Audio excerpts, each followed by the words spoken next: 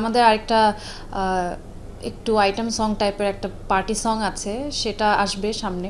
তো ওই সময় ওইটাতে তো বেশ ডান্সের মুভমেন্ট ছিল, ওগুলোর জন্য রিহার্সাল করেছি। এবং ফাইটের ক্ষেত্রেও তাই, আমাদের 1 মাস যে চুক্তি হওয়ার পর থেকে টাইম পেয়েছি মোটামুটি। সো পুরো একটা মাস আসলে আমি চেষ্টা করেছি প্রতিদিন স্ট্রেংথ ট্রেনিং থেকে শুরু করে জিমে যাওয়া, একটা রুটিনে লাইফে থাকা, পুরো মানে ইনফ্যাক্ট এখনও মানে ওই রুটিনটার মধ্যে আমি রয়ে গেছি।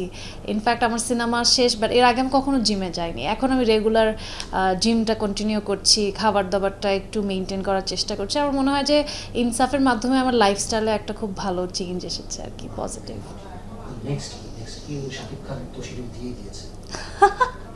না, আসলে আমি যেটা বলেছি যে আমার কোনো তাড়াহুড়া নেই। ভালো গল্প, ভালো ডিরেক্টর, ভালো সিনেমা হলে আমি ডেফিনেটলি আরও বেশি কাজ করতে চাই। বাট আপাতত ইনসাফটা কিভাবে মানুষ গ্রহণ করে ওটা দেখে পরবর্তীতে প্ল্যান করব যে কি করা যায়।